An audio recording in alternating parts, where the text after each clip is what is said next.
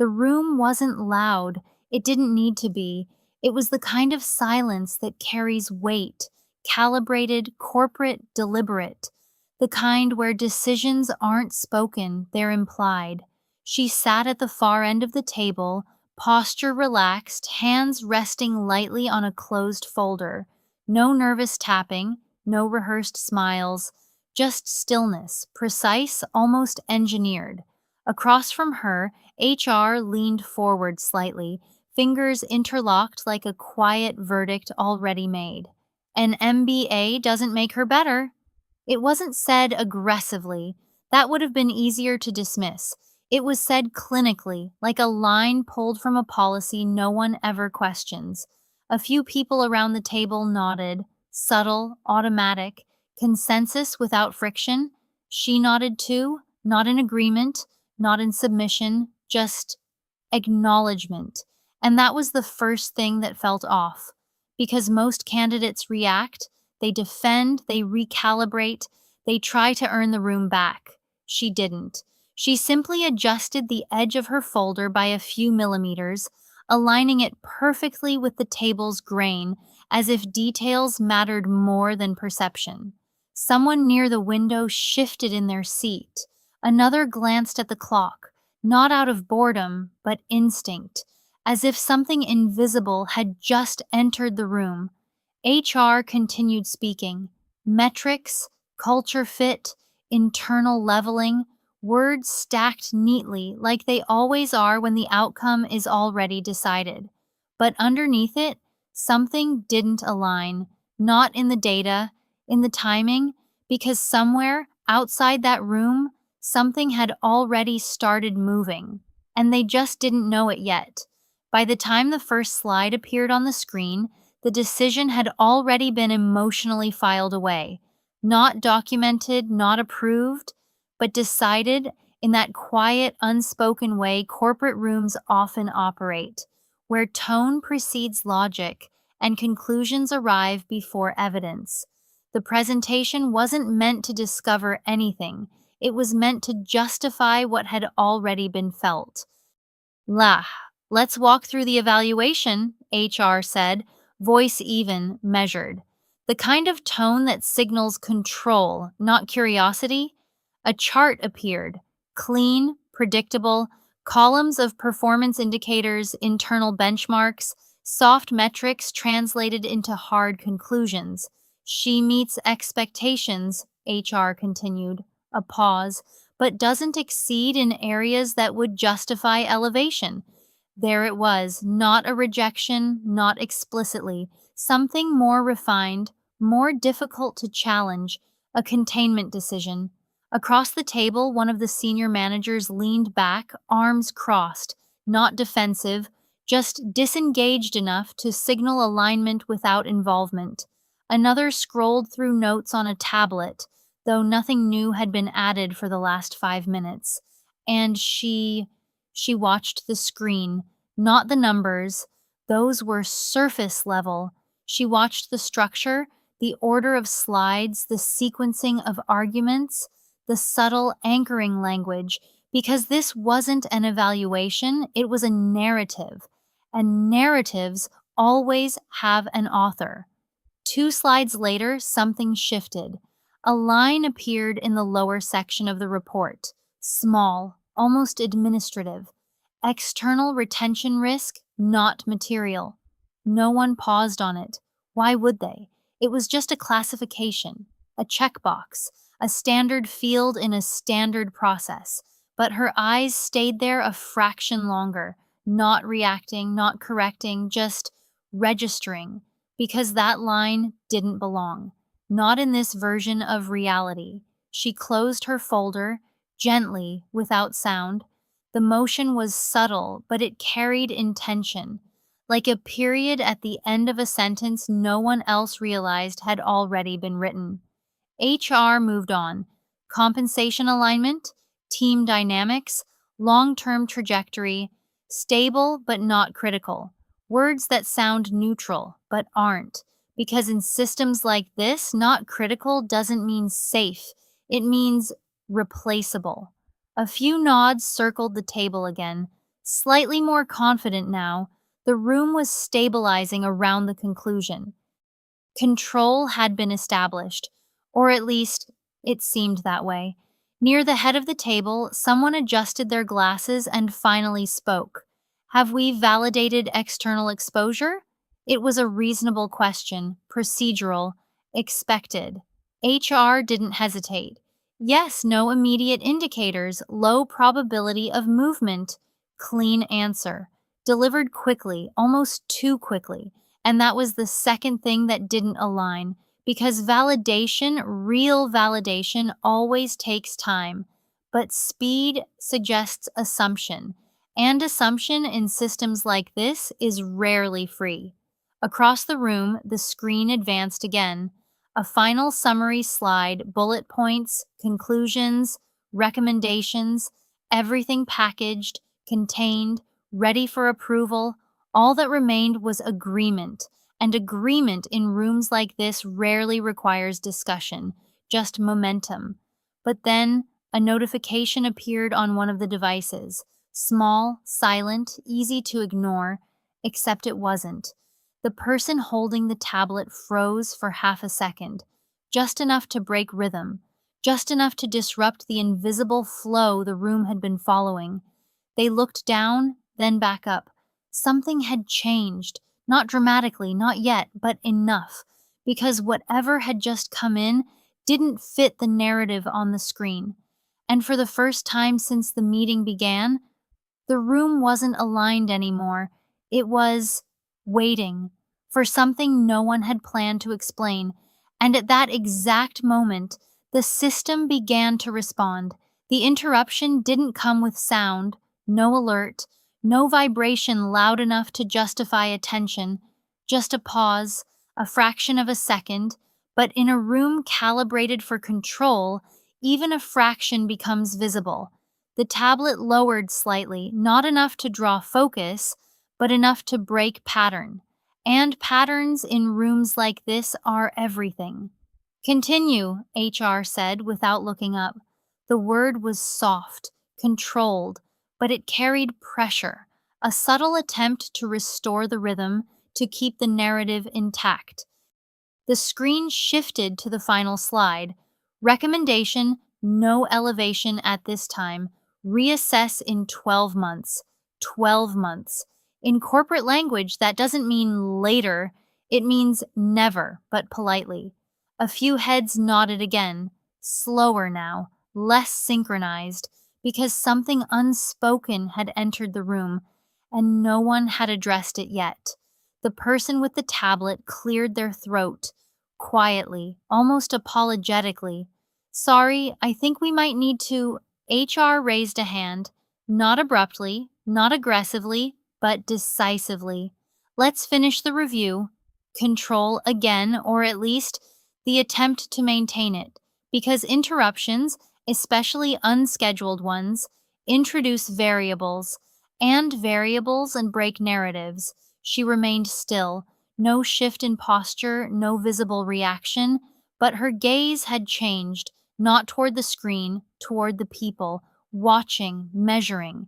Not their words, their timing, because timing reveals what data often hides. The tablet lit up again. This time, the glow was harder to ignore. A second notification, then a third, stacking, not random, sequential, and now undeniable. The person holding it didn't speak immediately, they didn't need to. Because hesitation in rooms like this is louder than interruption. Across the table, someone else checked their phone, then another, subtle at first, then synchronized, like a system beginning to process the same input from multiple points. HR finally looked up, a slight shift in expression, not concern, not yet, just recalibration. Is there something we should be aware of? Measured question, controlled tone. But now the answer mattered. The tablet was placed slowly on the table, screen facing upward, a quiet, deliberate move, no theatrics, just visibility. On the screen, an email thread. Subject line: urgent. Talent exposure analysis. Immediate review required. Sent. Lead investor office timestamp. 8 minutes ago. No one spoke because everyone in that room understood hierarchy. And this didn't come from HR. A finger tapped the screen. The thread opened. Attachments, multiple. One highlighted automatically. $60 million talent loss scenario, preliminary impact. The air in the room shifted, not dramatically, but structurally, like a building realizing its foundation has just been reassessed. Open it, someone said, not a command, more like inevitability. The file loaded, graphs appeared, different ones, not internal metrics, external modeling, market exposure, client dependency, revenue linkage, and in the center of it, a name, her name, not as a candidate, not as a role, but as a node, a critical connector in a system no one in that room had mapped correctly. A silence followed, not empty, dense, because now the numbers were no longer aligned with the narrative. They were contradicting it, sharply. A highlighted line pulsed on the screen. Estimated impact of departure $60 million plus within 2 quarters. No qualifiers, no soft language, just exposure, raw, unfiltered. Someone leaned forward. Another straightened in their chair. The same people who had nodded minutes ago were now recalculating, because the classification had changed from not critical to something far more expensive. HR's posture remained composed, but the hands, still interlocked, tightened slightly, micro movement, almost invisible, but real. Where did this come from? HR asked. Still controlled, still precise, but now no longer leading. The answer came quickly. Investor side, direct analysis, cross-referenced with client retention data. A pause. They've already flagged it as a reputation risk. There it was, not internal anymore, external. And once something becomes external, it stops being manageable. It becomes visible. Across the room, someone exhaled slowly, not stress, recognition, because this wasn't just a data discrepancy. This was a structural error in judgment, in classification, in assumption. And assumptions, in systems tied to capital, have consequences. She reached for her folder, opened it, not urgently, not defensively, just on time. Inside, a single document, already prepared, already aligned. She didn't present it. Not yet. Because now, the room was finally asking the right question. Not, does she fit? But, what exactly did we just miscalculate? And somewhere beyond that room, the investor wasn't waiting for the answer. They were already evaluating the cost. And right here, the cost of silence became too high to ignore. If you've ever sat in a room where decisions felt final, where conclusions were wrapped in polished language and quiet agreement, pause for a second.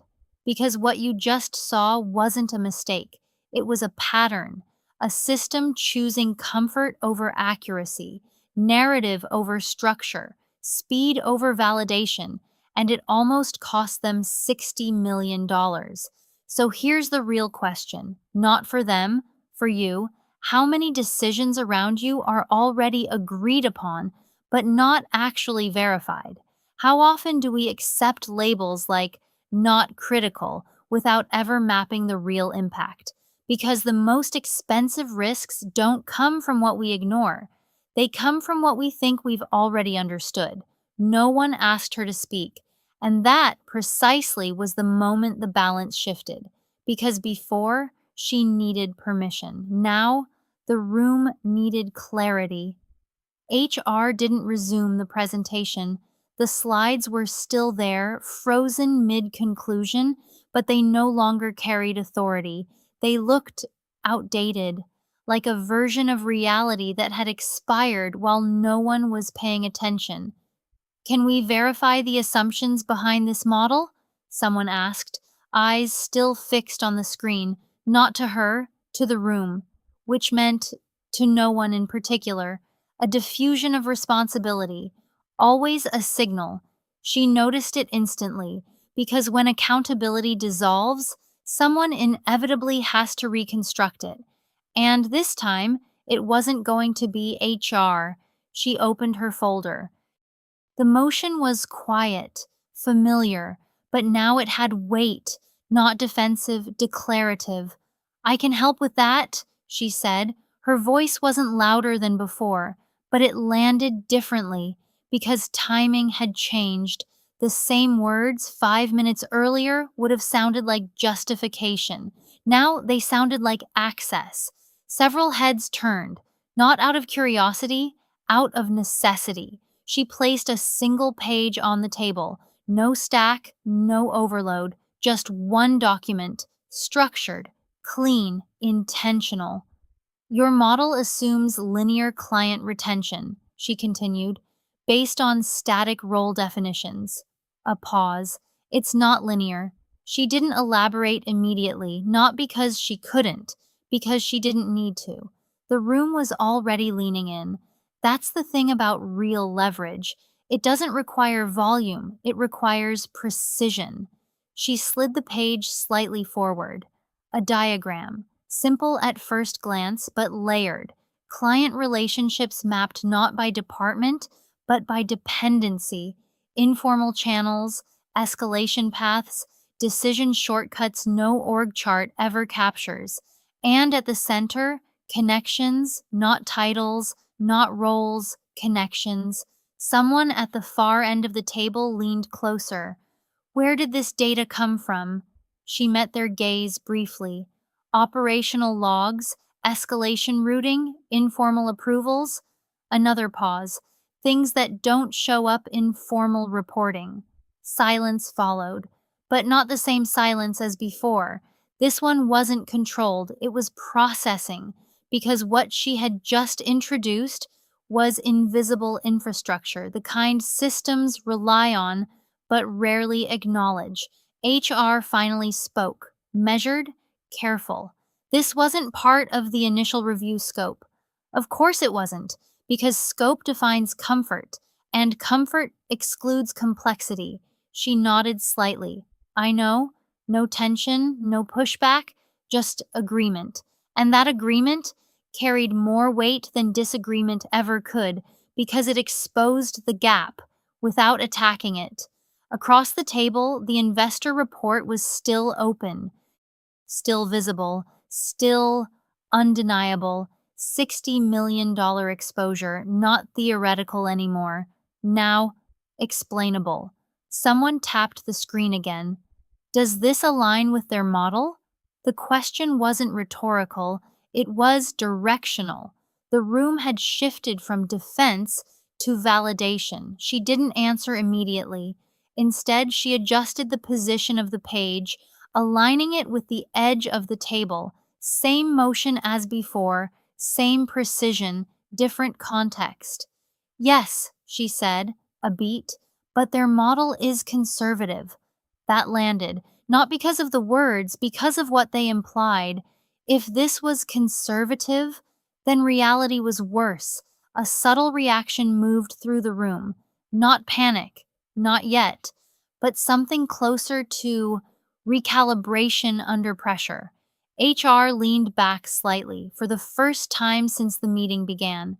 A small movement, but significant, because posture reflects control, and control had just shifted. Why wasn't this escalated earlier? Someone asked. Finally, the right question. Not about her, not about the model, about the process. She didn't rush to answer, didn't fill the silence, because now silence was working for her. Because it doesn't belong to a single function, she said, which means no one owns it. There it was, not an accusation, a structural flaw, clean, undeniable, difficult to defend, the kind of issue that doesn't break systems immediately, but compounds quietly until it doesn't. Across the room, someone closed their laptop, not out of disinterest, out of focus, because the conversation had shifted layers from who she is to what the system missed. And those are not the same discussion. The screen dimmed slightly as the investor report timed out. No one moved to reopen it.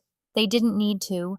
The number was already in the room, $60 million, not as data, as context, and context changes decisions. She closed her folder again, gently, same motion, same precision, but now it felt like closure, not of the meeting, of the narrative that had started it. Because the question was no longer, is she critical? That had already been answered. The real question now was, what else have we been misclassifying? And that question doesn't stay contained for long. The question didn't echo. It settled, quietly, heavily, like something structural had just been placed in the center of the table, and no one could move forward without acknowledging it. What else have we been misclassifying? No one rushed to answer, because this wasn't a question you respond to, it's one you recalculate around. The meeting had changed layers. Minutes ago, they were evaluating a candidate. Now they were auditing themselves, and that is a far more expensive process. Someone reopened their laptop, and not to present, but to check. Dashboards refreshed, internal systems loaded, access logs, escalation paths, client interaction histories, the same data they had always had, but now viewed through a different lens. Not performance, dependency. And dependency reveals something performance never does: fragility. Pull retention volatility by account, one of the directors said, already typing. Overlay with escalation frequency. Another voice followed, sharper now, and cross-reference with informal approvals, not just ticket closures. The room was no longer synchronized. It was distributed, multiple threads, multiple checks, no central control, which, ironically, was the first sign of real control returning. HR remained still for a moment longer, then slowly reached for their own device, not to lead, to verify, a subtle but definitive shift. Because leadership in rooms like this isn't declared, it's granted. And right now, it was moving. She watched it happen, not with satisfaction, not with urgency, with clarity, because this part, the unraveling, is always the same. Not dramatic, methodical. The system doesn't collapse, it corrects, but correction comes with cost. Across the table, a new set of numbers appeared, live, unfiltered. One of the analysts spoke, voice tighter than before.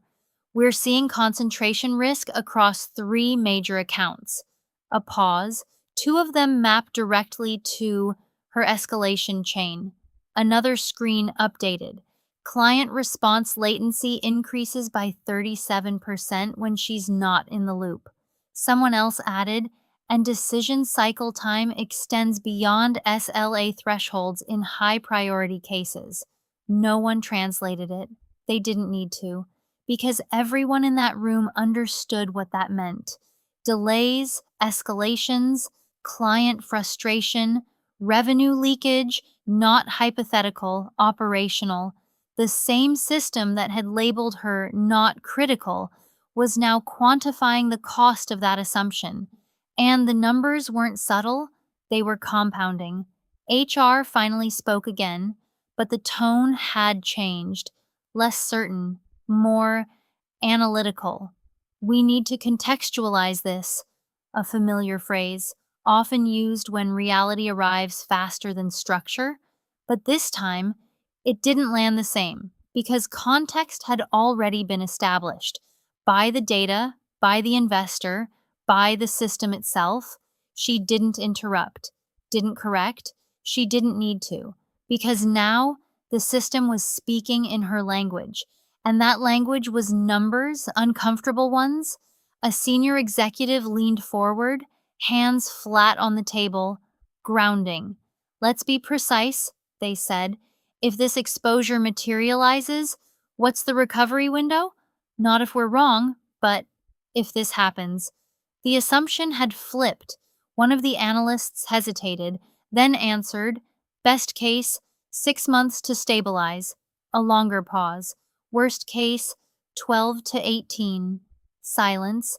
Different now, not controlled, not procedural.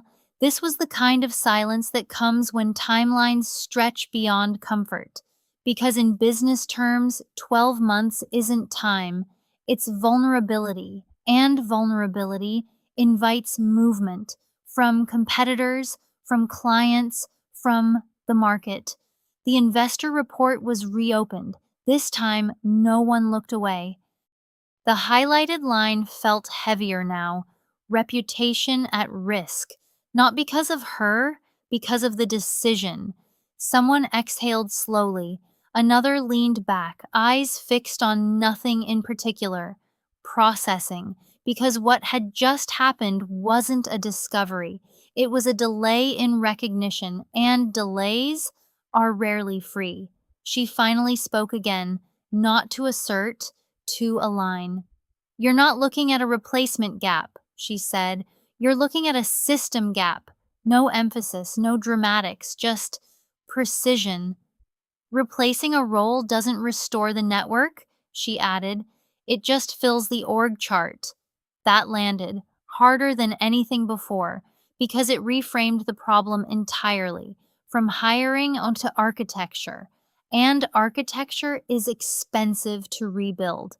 HR closed their device slowly, not out of dismissal, out of acceptance. The original narrative, the one they had walked in with, no longer held.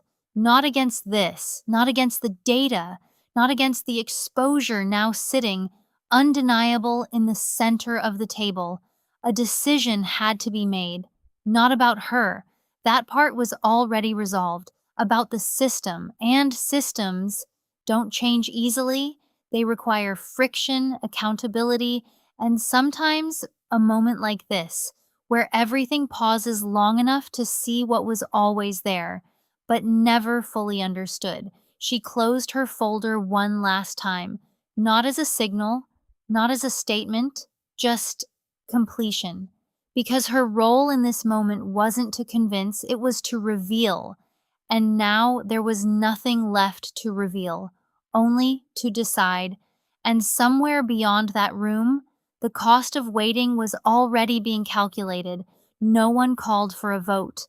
That would have been too formal for what this moment required, because votes imply options, and there were no real options left, only consequences, and how quickly they were willing to recognize them. The room didn't move forward. It reoriented subtly, structurally, the kind of shift that doesn't show up in minutes, but rewrites them later. Let's pause the recommendation, the senior executive said, not loudly, not forcefully, but with a clarity that didn't invite debate. HR nodded. Immediately this time, no qualifiers, no reframing, because resistance at this point would have cost more than agreement. The slide on the screen still read, no elevation at this time. No one bothered to change it. They didn't need to. Everyone in the room already understood. It no longer applied. One of the analysts closed the investor report, carefully, as if the act itself required precision, because that document had done something irreversible. It hadn't introduced new data. It had validated overlooked reality, and validation is what transforms information into consequence. Across the table, devices began to dim, screens going idle, not out of disengagement, out of transition. The meeting they had scheduled was over. This was something else now, a recalibration session, unplanned, unavoidable. Next steps, someone said quietly, not a question, a requirement. Another pause, shorter this time, more focused. We need a dependency audit across all critical functions, one voice responded. Not role based, another added. Network based. There it was again. The language had changed, and language to reveals alignment because earlier they were discussing positions, now they were discussing systems. HR spoke once more, careful, precise. We'll need to revisit classification frameworks. Translation, the way they define value, was flawed, and redefining value isn't an update, it's a rebuild. Someone else leaned forward slightly. What about retention? The question everyone had been avoiding, until now, because retention implies acknowledgement, and acknowledgement implies reversal. The room went still, not tense, not uncertain, just exact. She didn't rush to answer, didn't assume, because now they were finally asking the question that mattered. Not should she stay, but can we afford not to ensure she does? A different equation, entirely. She met their gaze, calm, measured. Retention isn't a compensation issue, she said, a beat. It's a structural one. They listened, fully now, because everything before had led here. If the system remains unchanged, she continued, you're not retaining a person. You're delaying the same risk. No embellishment, no pressure, just inevitability. And inevitability is difficult to negotiate with. The senior executive nodded slowly, not agreement, recognition, because what she had just outlined wasn't a solution, it was a condition for stability, for continuity, for credibility. Across the table, someone opened a new document, blank, untitled, cursor blinking, waiting, because this time they weren't reviewing a decision, they were about to rewrite one. Let's formalize this, the executive said, and just like that, authority had fully shifted. Not to her, to the truth she introduced, and truth in environments like this doesn't need ownership. It enforces itself. She stood up, not abruptly, not ceremonially, just at the right time. No one stopped her, no one needed to, because her role in this room had already completed its function. She gathered her folder, aligned the edge once more, that same small, precise motion, a signature almost, then turned toward the door. No final statement, no closing argument, because the outcomes is no longer depended on her presence. As she reached the handle, a voice called out, "Thank you." Simple, direct, unnecessary, but accurate. She nodded once, the same way she had at the beginning, but now it meant something entirely different. The door closed quietly behind her, and inside the room, the silence remained. Not empty, not unresolved, structured, like a system that had just recalibrated under pressure and finally understood its own architecture. Somewhere else, the investor reviewed the updated notes, the same report. Different interpretation, reputation at risk, a pause, then mitigation in progress. And just like that, the cost didn't disappear, but it became controlled. Because in the end, it was never about the MBA. Not really. It was about something far more precise, something most systems overlook until it's too late, the difference between a role and a node. One can be replaced, the other redefines the system the moment it's removed.